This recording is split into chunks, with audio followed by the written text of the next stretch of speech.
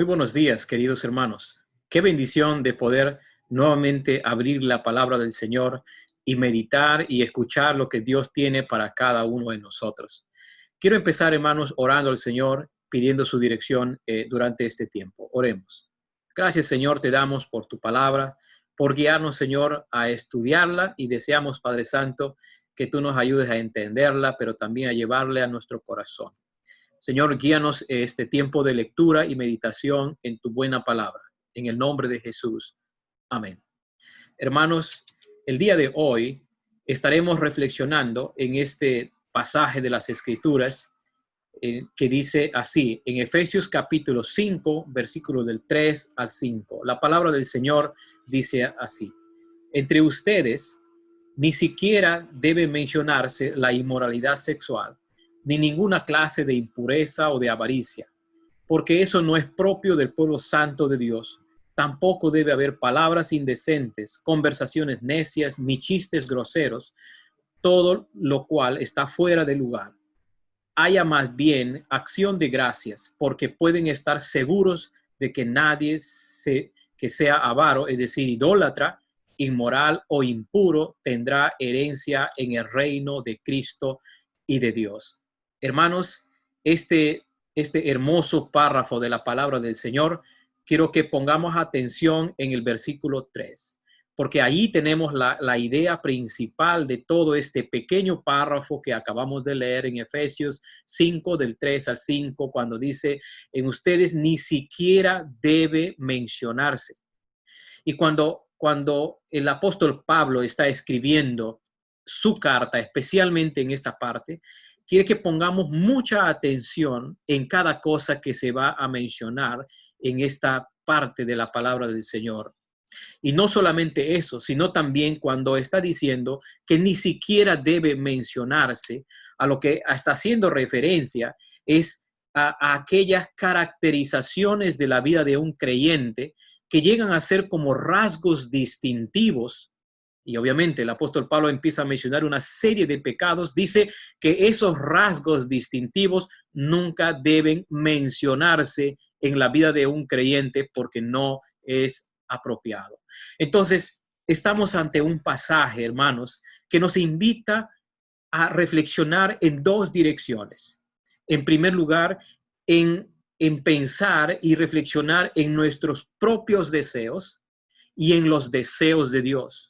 Por un lado, nosotros tenemos los deseos de Dios, por otro lado, tenemos nuestros propios deseos, los deseos de Dios o nuestros propios deseos. Entonces, hermanos, frente a esto, tenemos que ahora preguntarnos, ¿qué caracteriza nuestra vida entonces? ¿Qué está caracterizando nuestra vida? ¿Qué es lo más relevante o algo que resalta un rasgo en nuestra vida durante este tiempo? Esta es la pregunta que vamos a intentar contestar en esta mañana. Y cuando decimos qué es lo que caracteriza nuestra vida, tenemos que ahora traer a nuestra realidad, hermanos.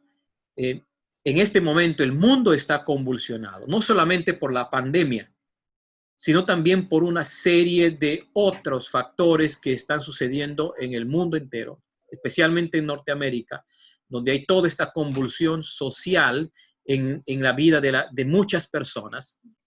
Eso es cuando nosotros empezamos a recordar lo que ocurre en otras partes del mundo, pero en nuestro mismo país, a pesar que la pandemia está golpeando fuertemente a nuestra población, a nuestros compatriotas, otros males están golpeando también, como la corrupción misma, como aquellos municipios que están tomando el dinero de las donaciones que se dan para repartir a la gente de mayor necesidad.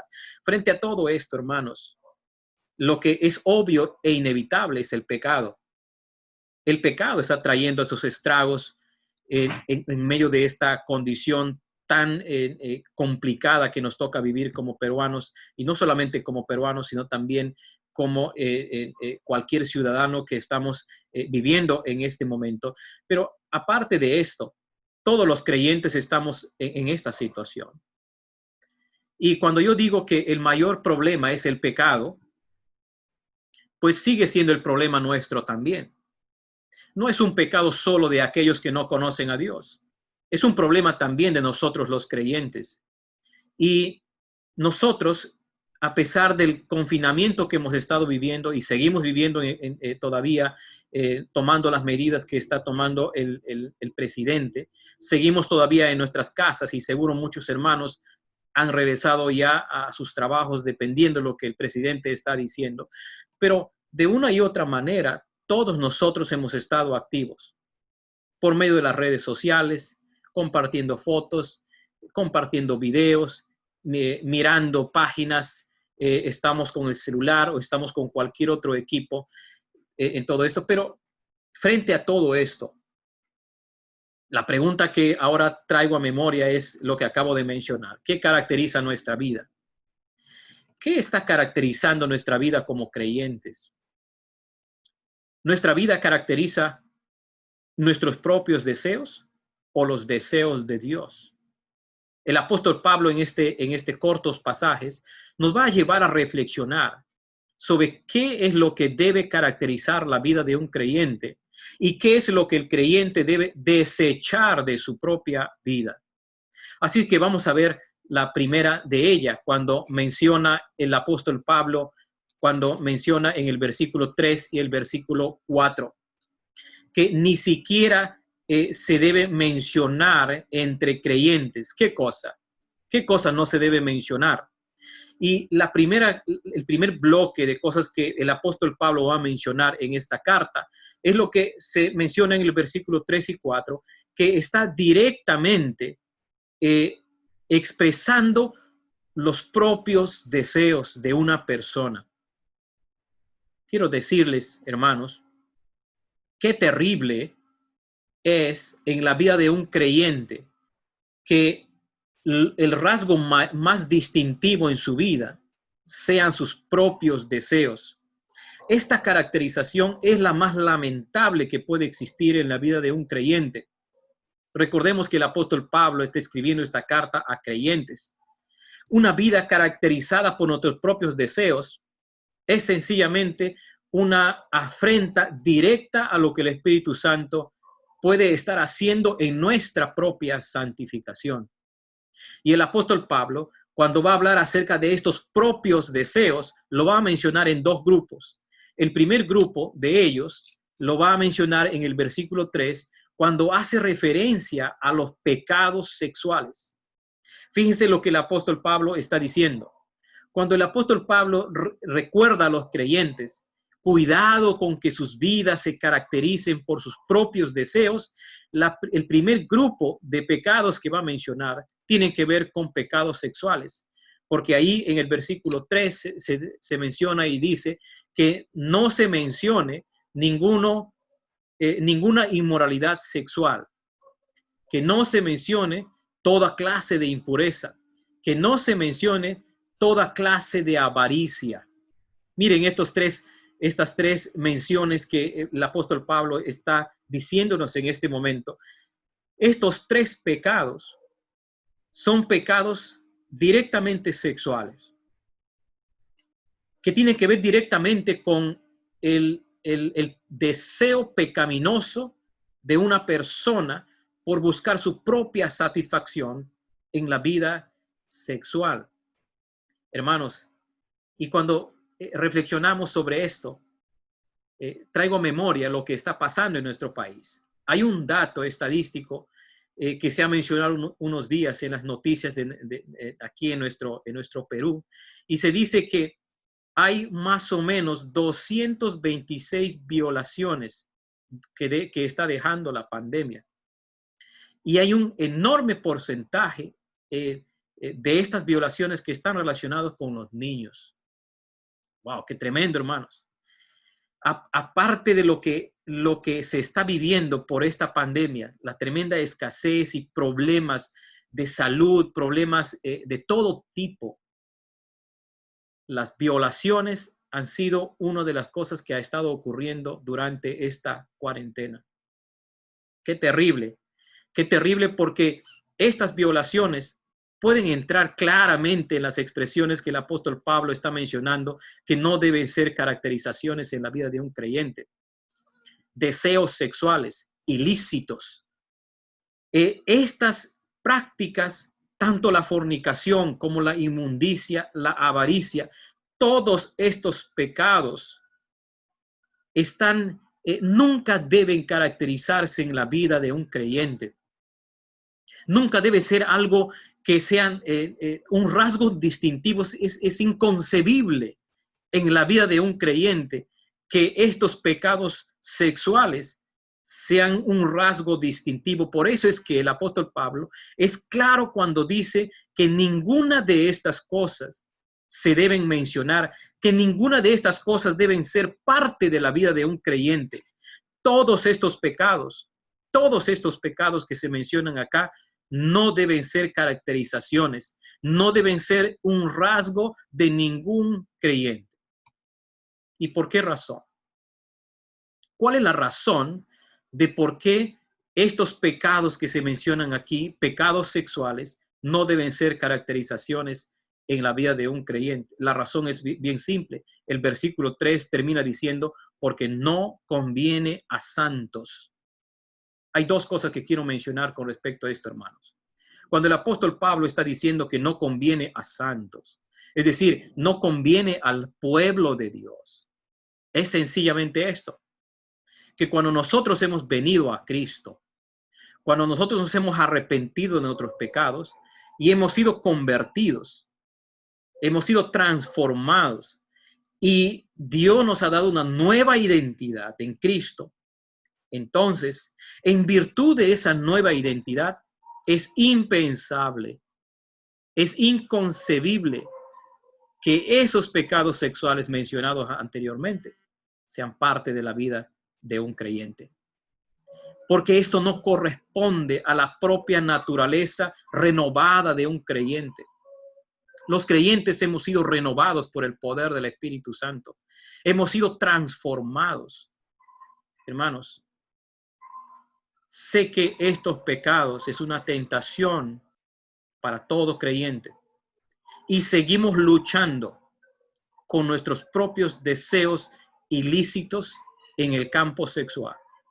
Podemos estar luchando, pero no olvidemos, cada vez que pensamos en estos pecados sexuales, debemos recordar que esto no es propio de la vida de un creyente. Jamás debe ser una caracterización en su vida. Jamás, por ningún lado, porque nosotros los creyentes hemos sido llamados a santificación. Nosotros somos un pueblo santo por nuestra posición en Cristo y somos llamados a vivir en santidad. Por eso es que es inconcebible en la vida de un creyente estos pecados que se deben manifestar. Ahora, sé que cada uno de nosotros estamos luchando con nuestros propios deseos pecaminosos. En esta cuarentena no es la excepción.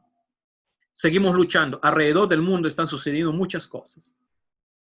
Pero seguimos luchando con nuestros propios pecados. ¿Qué hacemos frente a ello? ¿Qué hacemos? ¿Qué estamos haciendo? Y a manera de anécdota, quiero traer lo que una conversación tuve con mi hijo Caleb. Cada vez que él se comporta mal, siempre tratamos de poder conversar con él y hacerle ver su mala actitud y que reconozca su falta y que se arrepienta y decida no practicarlo. Y cada vez que empezamos a hablar sobre ese tema, en un momento cuando él se porta mal, él dice, papá, pero el pecado viene a mí, papá. No sé qué hacer, el pecado viene a mí.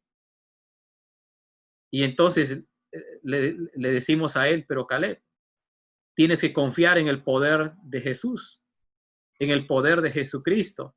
Pero papá, el pecado viene a mí y cuando viene a mí, papá, viene con un cuchillo. Y no solamente eso, papá, sino también que el pecado viene y de pronto se disfraza como un camaleón. Es interesante esta conversación con un niño, dándose cuenta de sus propias batallas frente a la obediencia y la desobediencia. Pero tiene razón en un sentido, hermanos. Estos pecados sexuales, pueden ser una lucha en nuestras vidas. Y estamos luchando.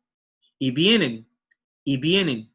constantemente y pueden que se disfracen y de tal manera que el creyente pasa desapercibido y de pronto termina inmiscuido en estos pecados.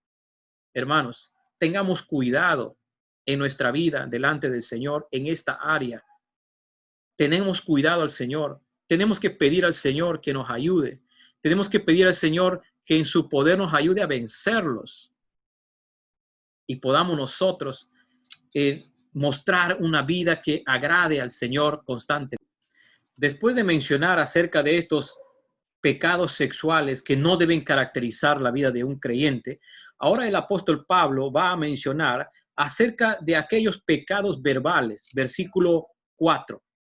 Quiero invitar a abrir sus Biblias en Efesios capítulo 5, versículo 4.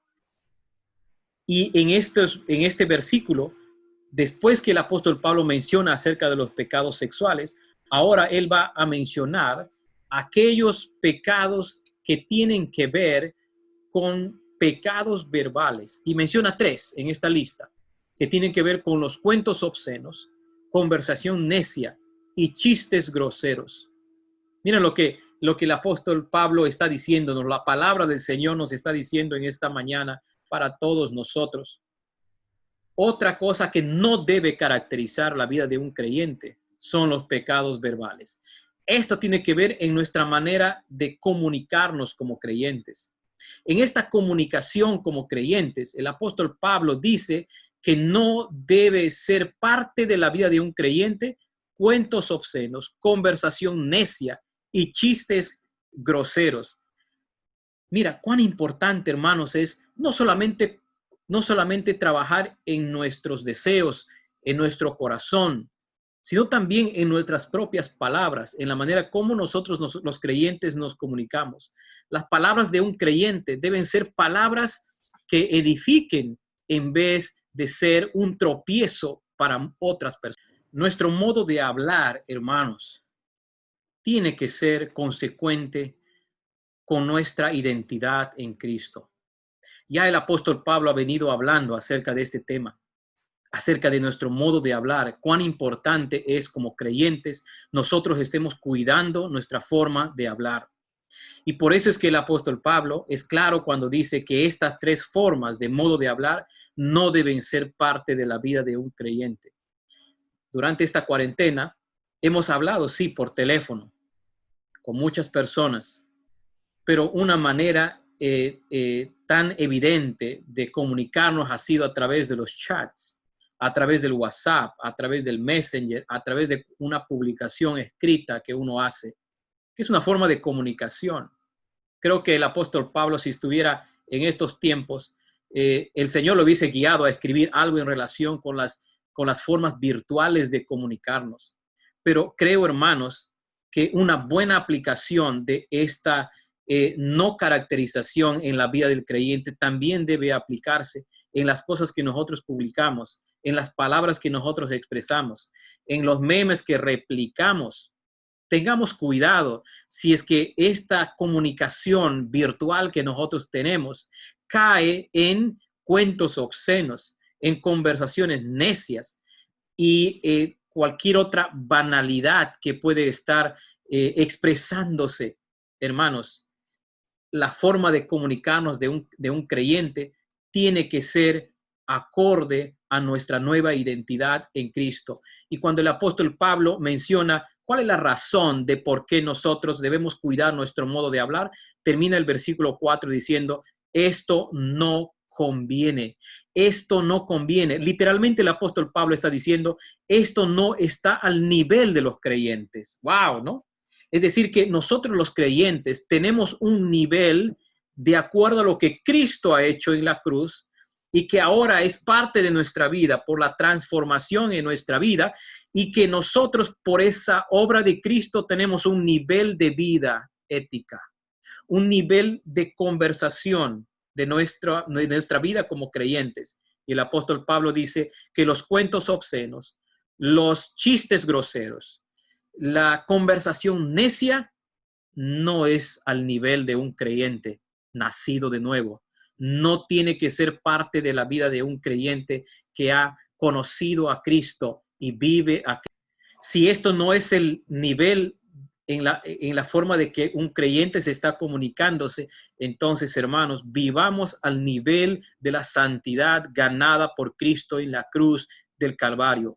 Todas estas cosas no convienen al creyente. Si nosotros queremos usar la comunicación, pues la Biblia nos enseña que realmente el tema de la comunicación, desde un punto de vista bíblico, hay dos maneras de manejarlo. Uno, hay comunicación cristiana que edifica y hay comunicación cristiana que no edifica. Lo que el apóstol Pablo nos está motivando en este tiempo que estamos aquí confinados es que nuestra comunicación, hermanos, debe ser una comunicación que edifique a la vida de los creyentes y no más bien que sea un obstáculo para su vida y crecimiento en el Señor.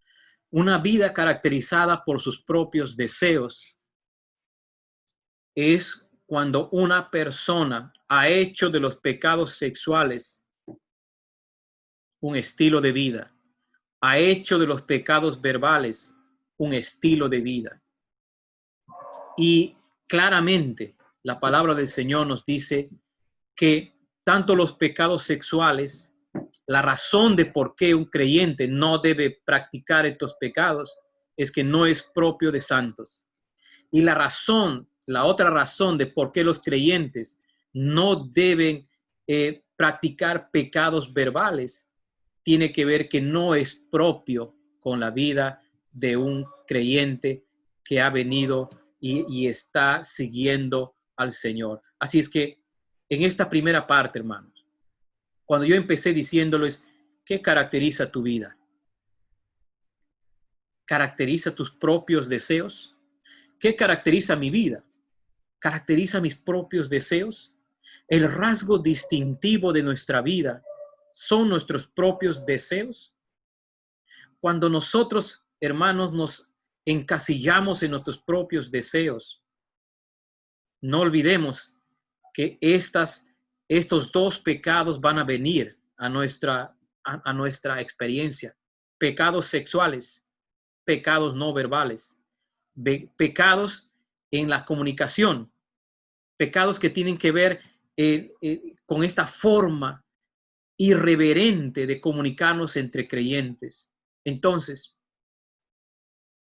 si nuestros deseos están cubriendo toda nuestra vida, tenemos que meditar en esto, porque la razón fundamental de por qué nosotros no debemos vivir para nuestros propios deseos, hermanos, es que esto no es la vida propia de un creyente. La vida cristiana no debe ser caracterizada por pecados sexuales. No debe ser caracterizada por pecados verbales. Nuestra vida cristiana debe ser caracterizada por un caminar constante en santidad, por un caminar constante donde nuestros deseos los hemos sometido a la guía del Señor, donde nuestros propios deseos los hemos sometido a la cruz de Cristo, donde nuestros propios deseos los hemos sometido a esta nueva identidad que Cristo nos ha dado por medio de su sacrificio en la cruz del Calvario. Si la vida cristiana no debe ser caracterizada por vivir para sí mismo, por sus propios deseos, entonces ¿de qué debe ser caracterizada? Y la palabra del Señor es clara cuando dice, más bien debe existir acción de gracias en la vida del creyente. Si la vida de un cristiano no debe caracterizarse por sus propios deseos, entonces, ¿cómo debe caracterizar la vida de un creyente? Y frente a esto, el apóstol Pablo nos da una respuesta. Nos dice que en contraposición a una vida caracterizada por sus propios deseos, el apóstol Pablo nos dice que el creyente debe ser caracterizado por los deseos de Dios. El texto dice así, sino más bien acciones de gracias. Sino más bien acciones de gracias. Lo que el apóstol Pablo está diciendo es que en la vida de un creyente tiene que caracterizarse por agradecimiento. Esta es una respuesta un poco rara, porque si la vida de un creyente no debe ser caracterizada por sus propios deseos, expresados en los deseos sexuales o en los pecados sexuales o en los pecados verbales, lo que podríamos nosotros esperar por el apóstol Pablo es dirnos, bueno, entonces si eso no debe ser caracterizado en la vida de un creyente, entonces debería ser una característica la pureza y la santidad. Interesantemente, el apóstol Pablo responde a esa pregunta no con esas dos cosas, sino con agradecimiento. ¿Por qué el agradecimiento es el mayor antídoto frente a los pecados sexuales y a los pecados verbales? Porque sencillamente esto, hermanos, cuando existe un corazón agradecido a Dios, es decir, cuando un creyente está agradecido al Señor, lo que ocurre es que su mirada se pone directamente con el Señor. Es decir, toda su atención está dirigida al Señor. Cuando un creyente tiene un corazón agradecido, es cuando pone su atención en los intereses de Dios, cuando pone su atención en la gracia de Dios. Cuán importante es reconocer esto en la vida de los creyentes. Si nosotros estamos luchando con estos pecados mencionados anteriormente, pues yo te invito a levantar acciones de gracias al Señor. Yo te invito a que levantes tu corazón con agradecimiento a Dios, con acción de gracias. Y dice la palabra del Señor, es un antídoto, es una respuesta frente a esos deseos pecaminosos que pueden venir en la vida de un creyente. Entonces, hermanos, el agradecimiento debe ser algo natural en cada uno de nosotros. Tenemos que tener un corazón agradecido al Señor. ¡Qué contraste! Cuando nosotros damos lugar a los pecados sexuales, a los pecados verbales, lo que nosotros damos lugar es a nuestros propios deseos. Pero cuando tenemos un corazón agradecido a Dios, damos lugar a los deseos del Señor. Por eso es que el contraste que se menciona aquí, un corazón agradecido es un antídoto ante pecados que pueden estar acechando nuestra vida. Un corazón agradecido es una fuerza motivadora fundamental para nosotros alinear nuestra vida acorde a la ética del reino de Dios, acorde a la santidad propia de nuestro Dios. ¿Por qué debemos responder con agradecimiento ante los pecados mencionados en los versículos 3 y versículo 4? ¿Por qué debemos responder con acción de gracias? Y el texto nos dice claramente la razón de por qué nosotros debemos responder con acción de gracias ante los pecados mencionados anteriormente, es que los cristianos son herederos del reino. Qué tremenda declaración. El versículo 5 de Efesios capítulo 5 dice, porque sabéis esto, que ningún fornicario o inmundo o avaro que es idólatra tiene herencia en el reino de Cristo y de Dios. La razón de por qué los creyentes debemos responder con agradecimiento al Señor es porque los cristianos somos herederos del Señor. Qué maravillosa declaración de la palabra del Señor. Pero ante la declaración del versículo 5, puede confundirnos, porque si el apóstol Pablo nos está diciendo que la vida de un creyente no debe caracterizarse por la fornicación, por la inmundicia y por la avaricia, y ahora el apóstol Pablo va a decirnos que ningún fornicario, ningún inmundo, ningún avaro va a tener parte del reino de Cristo, lo que debemos nosotros notar es lo siguiente, que el apóstol Pablo no está dando una advertencia a los creyentes. No es una advertencia para los creyentes en el sentido de que creyentes que caen en estos pecados van a perder aquella herencia que tienen en Cristo. Porque esto sería una contradicción lo que el apóstol Pablo está mencionando desde el capítulo 1, versículo 3 en adelante, de que el creyente está garantizado su herencia por la presencia del Espíritu Santo en su vida. Entonces, lo primero que nosotros debemos descartar es que no es una advertencia. Lo que el apóstol Pablo está haciendo es una reafirmación de que los creyentes son poseedores de este reino de Dios y de Cristo, por lo que Cristo ha hecho en la vida de cada uno de nosotros. El apóstol Pablo nos reafirma que nosotros somos herederos del reino de Cristo. Qué tremenda bendición para nosotros. Y esta es la base para la acción de gracias de un creyente. Entonces, hermanos, un corazón agradecido es la manera como nosotros podemos enfrentar nuestros propios pecados. Un corazón agradecido nos pone en la correcta dirección para enfrentar de una manera bíblica con cada pecado que puede estar acechando nuestra vida. Un corazón agradecido es alguien que reconoce lo que Dios está haciendo y ahí empieza su victoria sobre su propio pecado personal.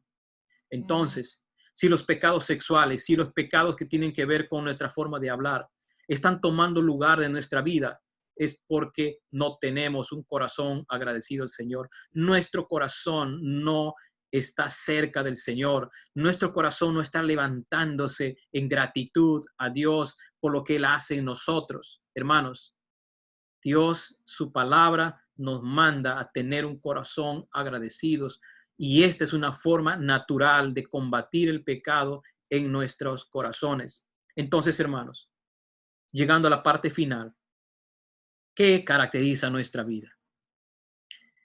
¿Cuál es el rasgo distintivo durante estos días en nuestra vida? ¿Son los rasgos distintivos tus propios deseos o los deseos de Dios? Tenemos que meditar en esto. La vida de un creyente no puede caracterizarse por sus propios deseos. Debe caracterizarse por poner los deseos de Dios como lo más importante y prioritario en nuestro diario vivir.